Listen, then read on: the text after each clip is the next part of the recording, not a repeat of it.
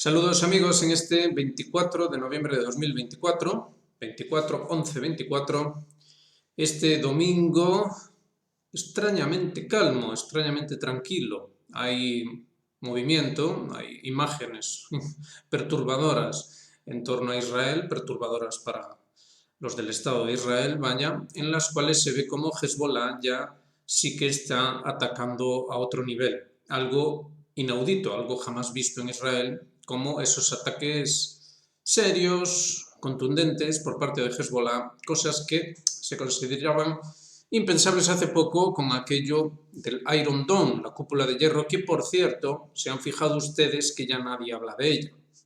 Es algo curioso, ¿verdad? Como de repente algunas palabras desaparecen después de haber estado ahí bombardeadas día sí, día también, y de repente desaparecen y eso es todo. En realidad, la noticia estaba claramente en Ucrania, en Europa, en esa prueba de ese misil Oreshnik ruso. Una prueba que la vamos a ver ahora en detalle, pero que digamos que ha tenido una reacción en Occidente perturbadora, siniestra. Y quizá por eso hoy aparecía Peskov diciendo que, bueno, que la administración Biden es el partido de la guerra y que, bueno, la administración Trump había hablado de una eventual pacificación en Ucrania. Bueno, de hecho Trump había dicho que en 24 horas eso estaba arreglado. A nosotros nos parece que va a tardar un poquito más, suponiendo que tal cosa sea la deseada por el propio Trump. Entendemos que sí, entendemos que sí, pero bueno, ya veremos. El caso es que se nota que en el ambiente diplomático, la situación es de siniestra calma. Siniestra calma, realmente todo da a entender que Occidente ni mucho menos ha querido captar el mensaje. Y ahora vamos a ver ese mensaje. El mensaje nos lo dice Martianov, nos dice que hay testimonios de la gente de Dnipropetrovsk, la ciudad donde está Yuzhmash, que es ese complejo industrial militar, y dicen que es que ya no está, dicen que ya no existe. Ahí ven una imagen de satélite de Google Maps y, bueno, es la actual imagen que nos ofrece Google Maps de la zona, está desactualizada. Se supone que ahí ya no hay nada, que solo hay escombros, polvo. Eso es lo que se está rumoreando según apunta Martianov en testimonios sobre el terreno. Solía ser una colosal planta que tenía incluso sus propias líneas de autobús. No ha quedado nada allí, solo polvo, dice Martianov. La gente está en shock. Los bloques de apartamentos de las vecindades que de lo que solía ser, ¿vale? De lo que había sido el Yuzhmash, esa enorme complejo, ese enorme complejo factoría, los apartamentos, dice, están destrozados. Y digamos que todo esto, que es lo que hace destacar Martianov, lo que nos habla a las claras es que los rusos no necesitan usar armas nucleares para generar una gran destrucción. Entonces, claro, esto cambia un poco la visión de la cuestión, es decir, hasta ahora los parámetros eran siempre en torno al problema de la radiación, es decir, si se utilizasen armas nucleares, aunque fueran tácticas, habría un serio problema de radiación. Pero ahora esto de repente lo cambia todo. Y esto debería haber llevado a una reacción en Occidente, una reacción de como mínimo, busca de diálogo, como mínimo. Sin embargo, esto no está siendo así en absoluto. Lo que estamos viendo es todo lo contrario. Martianov también destaca ahí que, de hecho, ese complejo había sido diseñado a prueba de guerra nuclear. Había sido diseñado en los tiempos de la Unión Soviética y era a prueba de explosión nuclear. Y ha sido reducido a polvo. Este nuevo sistema Oreshnik es lo que se está comentando ahora mismo. Digamos que usa la fuerza cinética, una colosal fuerza cinética, entonces sin necesidad de que llegue a hacer explosión lo que normalmente es una cabeza, no tiene que ser nuclear, pero vaya, una cabeza explosiva, sin necesidad de eso, digamos que la fuerza misma del impacto pues vaya, lo reduce todo a cenizas. Esto es algo totalmente nuevo, es algo que efectivamente coincide con las declaraciones que llevan haciendo desde al menos 2018, que recordemos nosotros, el propio Putin hablaba en 2018, de que ellos ya tenían una serie de armas nuevas, una serie de armas que se basaban en nuevos parámetros físicos, y que, bueno, ya las tenían operativas ya en aquel momento. Y recordarán que la retórica occidental era de que todo eso era mentira, que era todo propaganda, que no había absolutamente nada. En realidad, incluso continúan con esa propaganda ahora mismo. Y dicen que, bueno, eso fue un misil balístico, siguen insistiendo, uno de esos misiles balísticos intercontinentales y que, bueno, que no es nada nuevo, de hecho sería incluso de los tiempos soviéticos y que Rusia no tiene nada. Algunos otros dicen que, bueno, que sí, que tiene algo, pero que ya se les terminaron los chips de lavadoras y de lavavajillas, con lo cual no van a poder construir más. Vuelve otra vez la vieja retórica. Esto es todo muy preocupante y ya llevaría la cuestión realmente a un ámbito de psicología o psiquiatría. Es decir, realmente esto ya son una serie de desórdenes mentales, lo que podemos ver en Occidente, que ya, insistimos, son algo más que siniestro, incluso macabro. Es decir, estamos ya en una situación en la que, a nuestro modo de ver, los rusos se están quedando asombrados ante la incapacidad de razonamiento más elemental por parte de sus contrapartes occidentales, es decir, sus contrapartes diplomáticas occidentales y los líderes occidentales. Entonces, esta es la situación. Fíjense porque Larry Johnson nos trae también un poco un recopilatorio de los puntos más graves y la postura occidental al respecto. Fíjense porque la cosa no tiene desperdicio. Los Estados Unidos abrieron una nueva base militar en Polonia hace 2 semanas. Es decir, que tan pronto como hace 2 semanas, esto es lo que había comentado, de hecho, María Zaharova, que fue presentado en Occidente como una especie de capricho autoritario por parte de Rusia, ¿no? El hecho de que los rusos criticaran esa nueva base militar y que la incluyeran dentro de los objetivos posibles de ataque. Entonces, esto es lo que nos dice Larry Johnson, que nos dice que, bueno, que realmente Occidente está totalmente siguiendo la línea y que la prueba del Oreshnik no ha cambiado nada. El vicealmirante, de hecho, Buchanan, anuncia esta semana que los Estados Unidos están preparados para luchar y ganar una guerra nuclear contra Rusia. Hay más fuentes de este tipo. Aquí simplemente se está diciendo una, pero hay más elementos, individuos, dentro de ese desequilibrio mental severo que reina en Occidente, que están llegando a ese extremo siniestro y macabro de consideraciones de este tipo.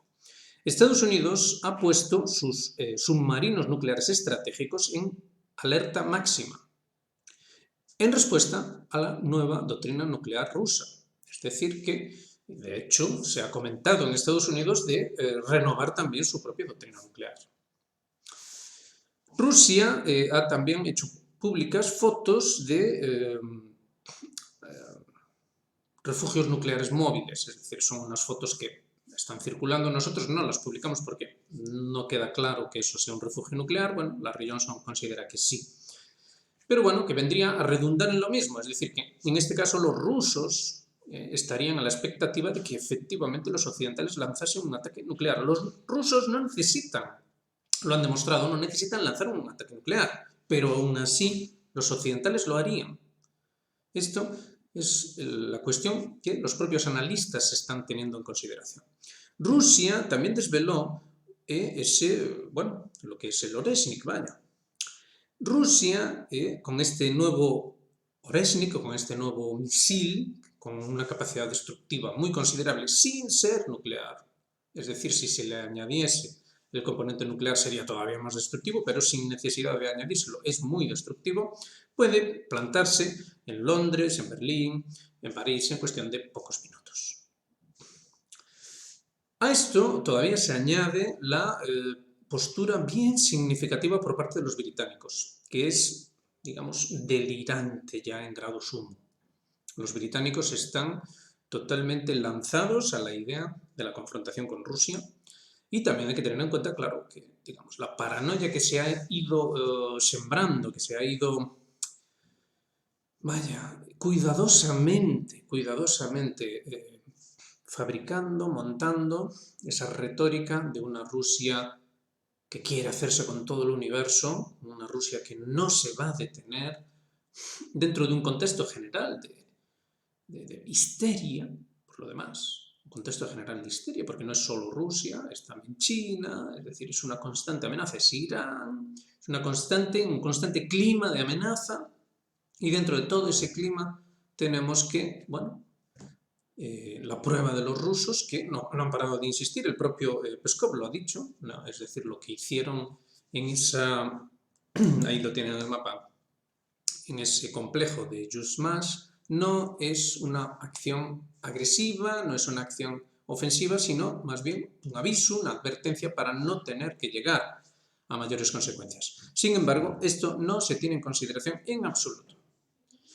Y esto nos lleva a una cuestión que hemos visto en un canal de YouTube, en el que se hacía referencia a, bueno, digamos, el componente teórico, por así decir, teórico de la política o la geopolítica. Y teniendo en cuenta la situación actual, ahí se ve el esquema, lo vamos a ver ahora, pero digamos que en lo que es la tesis multipolar de Alexander Dugin, básicamente lo que tenemos es que a partir de Westfalia, no hace falta retrotraerse más en el tiempo, sino a partir de Westfalia tenemos esa noción del Estado-nación, Estado soberano. Entonces, digamos que se reconoce que cada Estado, al ser Estado soberano, tiene los mismos derechos, ¿no? Es decir, bueno, de ahí va a ir elaborándose paso a paso lo que después va a conocerse como derecho internacional, de hecho. Es, digamos, que ese componente diplomático moderno, europeo, que es exportado al mundo, dentro de esas consideraciones. El mundo se adaptó a ello, se adaptó a ese formato Westfalia y acabó, paso a paso, con todas las guerras y todos los derivas históricas que fueron ocurriendo, acabó en aquella bipolaridad, aquellas dos superpotencias que salieron de la Segunda Guerra Mundial. Es decir, Estados Unidos y la Unión Soviética, dos grandes superpotencias que habían dejado, digamos, ahí está la bipolaridad a partir de 1945, que habían dejado, digamos, el mundo dividido a la mitad en dos cosmovisiones contrapuestas que estaban en esa dialéctica constante. Pero a raíz de 1991, la caída de la Unión Soviética, lo que tenemos es que se impone un enfoque de fin de la historia. Entonces, la potencia vencedora, es decir, la potencia que en realidad se queda sola, porque tampoco es que saliese vencedora de una guerra definida o clara, eso ya es para interpretaciones ya más minuciosas, pero lo que sí que está claro es que se queda sola la superpotencia Estados Unidos con su formato de república liberal, ¿verdad? Con ese pozo sentimental de elementos más o menos democráticos, como se suelen considerar, y de valores occidentales, etcétera, etcétera. Bueno, un mejunje, un batiburrillo de una serie de ideas modernas, y todo ello desemboca en la noción del globalismo, que viene, estábamos hablando de los británicos y su extraña postura que están teniendo ahora, viene de esa idea británica de un mundo global que nos retrotraería al Imperio Británico y aquella noción de Mackinder, ¿no? Y todas estas consideraciones. Entonces esto es la hegemonía que, digamos, que actualmente sigue exigiendo, digamos, para sí, esto lo hemos estado viendo en estos días, sigue exigiendo para sí la potestad sobre el mundo. Es decir, en Estados Unidos, por ejemplo, se comentaba que puede empezar una guerra nuclear porque lo que importa es que Estados Unidos proyecte su poder en el mundo. Entonces, la Unión Europea, por ejemplo, puede ser sacrificada porque lo importante es que Estados Unidos proyecte su poder en el mundo. Y entonces a esto el propio Dugin en su análisis contrapone la cuestión que trajo a colación Samuel Huntington con eso del choque de civilizaciones. Entonces en ese choque de civilizaciones lo que ocurre es que, claro, ante el globalismo aparecen ciertas cuestiones indeseables, ciertas cuestiones no civilizadas, cuestiones que no van con el fin de la historia. Empiezan a producirse, digamos que todas esas tensiones que van a derivar en lo que después se convirtió en la guerra contra el terrorismo, el War on Terror, ¿no? Toda aquella cosa, la doctrina Zebrowski, la doctrina Wolfowitz, bueno, toda esa construcción. Entonces esto es algo que va a ir ocurriendo a raíz de 1991 en lo sucesivo, pero que sigue actualmente siendo la hoja de ruta. Es decir, lo que está ocurriendo ahora mismo con la administración Biden sigue a pies juntillas esa hoja de ruta. Es decir, ellos están chocando su civilización sublime, su civilización elegida por Dios, está chocando con los restos indeseables, despreciables, sucios, desechables de civilizaciones inferiores que deben ser aniquiladas, puesto que de otro modo no traerían más que terror, no traerían más que problemas en ese formato terrorista, fanático, todo ese tipo de consideraciones negativas. Y entonces Dugin acaba contraponiendo a la cuestión del globalismo la cuestión de la multipolaridad, porque resulta que esas otras civilizaciones se van desarrollando progresivamente y empiezan a tener un poder considerable. Y entonces ahí aparece la cuestión de la multipolaridad. El problema, y por eso estamos hablando de todo esto, es que dentro de este análisis falta un componente absolutamente clave, un componente que quizá viene de la problemática del eurocentrismo o el occidentalcentrismo, y es el problema del proyecto moderno, es decir, el fracaso del proyecto moderno, porque esto es lo que no se tiene en consideración dentro de este esquema y dentro de estas valoraciones. Todo esto, todo este proceso, ha fracasado. Es decir, todo este proceso debía llevar, y esto siempre se dijo, debía llevar a, digamos, una paz suprema, una paz con mayúscula. Es decir, una paz donde se iba a comprobar la libertad, la igualdad y la fraternidad. Se iba a comprobar en los hechos. Es decir, que si había alguno por ahí que quería ser autocrático o cosas de esas, se le iba a quitar de en medio e iba a reinar la paz. Y su pueblo, el pueblo de ese autócrata, lo iba a acoger con los brazos abiertos. Es decir, que eso era una inevitabilidad, era algo necesario, era algo que iba a ocurrir sí, solo sí, porque era un proceso cósmico. De ahí la cuestión del fin de la historia. El fin de la historia de Fukuyama incluye y el último hombre. Cuidado con esto. Y el último hombre. El último hombre antes del advenimiento del transhumano, ¿no? Del Homo Deus, como dice Harari. Pero bueno, ese ya es otro tema. Entonces, lo que sí que tenemos es que falta en este análisis la consideración acerca del fracaso de ese proyecto. Y, claro, la cuestión es explicar por qué fracasa. Es decir, ¿por qué fracasa? ¿Qué es lo que ocurre ahí? Y fracasa, y ese es el punto que entendemos que hay que destacar, y es lo que de verdad explica por qué la situación ahora mismo es tan rara, con esa extraña y siniestra calma, que es la cuestión de cuáles son los principios de la modernidad. Es decir, ¿sobre qué está fundamentada? ¿Está fundamentada sobre la realidad de las cosas o está fundamentada sobre una quimera? Según las civilizaciones tradicionales, la modernidad es una pura quimera. Es decir, tiene desarrollos técnicos indiscutibles, claro que sí, pero le falta la cabeza, por así decirlo. Es decir, le falta aquello que de hecho pueda llevar a buen puerto el proyecto. Y llevar a buen puerto el proyecto obviamente es a que llegue a una consonancia con la propia naturaleza de la realidad, la naturaleza de las cosas. Entonces, fíjense, porque aquí es donde entran los otros elementos de la modernidad que ahora mismo están quedando un poco aparte, están pasando un poco desapercibidos, pero que siempre estuvieron ahí, que es la cuestión del medio ambiente, del clima, la destrucción del mundo, la contaminación, todos estos conceptos, ecología, etcétera, etcétera. Es decir, la modernidad intrínsecamente, en sus características intrínsecas, sencillamente no se adecúa a la naturaleza de la realidad. ya en principio, pero en la aplicación, bueno, salta a la vista. Entonces, no se adecua a ningún nivel, no se adecua tampoco al nivel, lo que estábamos viendo aquí, político, ¿no? Pero es que no se adecua a ningún nivel en absoluto, da igual que sea político o lo que sea. Entonces esto trae problemas, pero no hay una reacción lógica, no hay una reacción civilizada de decir, bueno, pues entonces si tenemos un problema tenemos que averiguar qué es la causa del problema, ¿no?, para poder solventarlo. No, no ocurre eso. No ocurre eso, sino que lo que ocurre es una suerte de pensamiento fanático, este sí, fanático de corte religioso, si lo quieren entender así, según el cual Occidente sencillamente no puede estar equivocado. No puede estar equivocado. Este concepto, de hecho, les sonará, ¿verdad? Es decir, Estados Unidos es la nación excepcional la cual no puede estar equivocada. No existe esa posibilidad. El excepcionalismo estadounidense es eso. Es la nación excepcional, la nación imprescindible.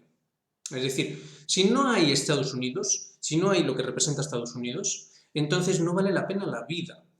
No vale la pena el universo, no vale la pena nada. Por eso, de hecho, Putin en su momento contrapuso, dentro de su propio discurso, contrapuso eso, ¿no? Y dijo que no valía la pena el mundo si no existía Rusia. Él lo que estaba haciendo era una contraposición de la doctrina del excepcionalismo estadounidense. Esto es lo que hay que entender. Entonces, el excepcionalismo estadounidense, todas estas características forman parte del fracaso moderno. Y el fracaso moderno consiste en una suerte de fanatismo, este sí, un fanatismo que básicamente lo que hace es que su inadecuación a la naturaleza de la realidad pase a ser un dogma, una cuestión dogmática. Es decir, no es que la modernidad no se esté adecuando a la naturaleza de la realidad. Lo que ocurre es que usted es un hereje. ¿Se entiende, verdad? Entonces es una cuestión que es llevada falsamente hacia lo trascendente. Se está llevando esto hacia una falsa trascendencia, una burla, una mascarada de trascendencia. Y entonces, en ese sentido, el imperio estadounidense es así como ellos mismos se autodenominan, no es cosa nuestra, el imperio estadounidense sería el sacro imperio en ese sentido. Cuidado con esto. Pensemos que la corona británica, de hecho, se ve a sí misma como la legítima sucesora del poder sacroimperial debido a la línea que viene ya de David mismo, ahí estaría el toque, digamos, político, histórico-político de la vinculación con ese sionismo, esa cuestión. Es decir, ahí vamos viendo ya un poco mejor de qué va todo esto. Entonces, hay que llamar la atención dentro de este esquema, ahí era donde íbamos. Hay que llamar la atención acerca de este fracaso moderno. Hay que llamarlo por su nombre. Es un fracaso, es un disparate, es un delirio. Y eso hay que tenerlo en consideración dentro de este esquema. Hay que meter un concepto ahí que deje bien claro que la modernidad, dentro de su propia visión de sí misma, incluso, lo cual es bien llamativo, se ve a sí misma realmente como fracasada, solo que no puede reconocerlo porque es excepcional. Pero se ve a sí misma como fracasada porque, bueno, ustedes lo ven, el planeta se está destruyendo, está siendo destruido, hay mucha contaminación, esto provoca el cambio climático. Esta es la narrativa, ¿no? Lo que se está diciendo. Ya, si ustedes no lo comparten, ya es otra historia, pero eso es lo que el imperio está diciendo de sí mismo. Es lo que la modernidad está diciendo de sí misma. Es lo que Occidente está diciendo de sí mismo. Y entonces se lo quiere imponer a los demás. ¿Pero por qué se lo quiere imponer a los demás? Porque Occidente es excepcional. Entonces su baremo, su vara de medir, es la única que vale. Entonces, falta esto en el esquema. Es decir, Westfalia realmente deriva, habría que trazar una línea, y deriva hacia el fracaso. Pero cuidado, un fracaso excepcional. Es decir, un fracaso que en su fracaso es un éxito. Es algo asombroso. En su fracaso es un éxito debido a que, como la modernidad, el planteamiento moderno, el planteamiento del proyecto moderno es en sí mismo excepcional, entonces, aunque fracasa y reconoce el mismo que fracasa, aún así es exitoso. Porque es el fin de la historia, es el último hombre, es lo deseable y es trascendente, porque esto es elevado al nivel de la trascendencia. Y cumplimenta además, cuidado con esto, las profecías. Es decir, se une a ese viejo Sion, a esa vieja idea del pueblo elegido, el pueblo elegido que cumplimenta en el mundo el plan de Dios. Entonces, no se ha hablado lo suficiente sobre esto y por eso estamos llamando la atención. Y eso en el contexto en el que estamos ahora, en una Rusia que, como ven, plantea al mundo que no quiere destruirlo y de hecho dice, bueno, miren ustedes, nosotros hemos desarrollado armas nuevas porque la radiación era un problema, pero nosotros tenemos una gran capacidad destructiva, pero nosotros no queremos destruir el mundo. Pero lo que se le contrapone, y eso ahí vamos, ¿no? Por eso hemos estado detallando estas cosas, que nos resumía aquí un poco el señor Larry Johnson, pero que bueno, que están en los medios, están por todos lados, es que no lo aceptan, no lo aceptan. Es decir, pues no, pues si hay que ir a la guerra nuclear, véanlo ahí. En este caso se pone el caso de Buchanan, este vicealmirante, que dice, pues nada, pues si hay que ir a la guerra nuclear, pues se va a la guerra nuclear. ¿Qué problema hay? Es decir, lo que no vamos a hacer es aceptar la renuncia a nuestra excepcionalidad. No vamos a renunciar a nuestra vara de medir. Todo el mundo va a ser medido por nuestra vara de medir y no se le deja hueco a ninguna cosa que, como lo expresa Dugin, sería multipolar. De multipolar, nada. O sea, olvídense ustedes de eso. Esto es la cuestión. Entonces, el fracaso es un fracaso curiosamente hegemónico. Es un fracaso, es asombroso, ¿no? Porque se presenta a sí mismo como la solución. Es como si usted fuera ahí fuera y les dijera a todo el mundo, oigan ustedes, háganme caso a mí porque yo he fracasado. Pero es que soy excepcional. Entonces, como soy excepcional, entonces mi baremo, aunque es fracasado, y yo mismo se lo estoy diciendo a todos ustedes, me da igual, se lo voy a imponer a todos ustedes porque es hegemónico. Es así. Entonces estamos luchando contra algo que no es racional. No es racional. Y tampoco es suprarracional, sino que es infrarracional. Y esto hay que entenderlo y hay que meterlo en el análisis. Así que nada, queríamos llamar la atención sobre esto, esperemos que haya arrojado un poco de luz y que haga que se entienda un poco más por qué razón la situación es preocupante, y lo es, y por qué razón los rusos están teniendo esta actitud tan peculiar, ¿no? Y por lo demás tan razonable, tan razonable. Digamos que se está enfrentando la razón y la infrarrazón. Así que, lo dicho, ya saben, hagan me gusta, suscríbanse, activen notificaciones y háganse miembros de Geopolítica Actual, como decimos siempre. Y por lo demás, aquí estaremos. Feliz domingo para todos y nos vemos mañana lunes, porque además nos han anunciado que para mañana tenemos algo especial, tenemos una entrevista especial que también va a arrojar mucha luz acerca de todo lo que está ocurriendo en el mundo. Así que hasta mañana, nos vemos.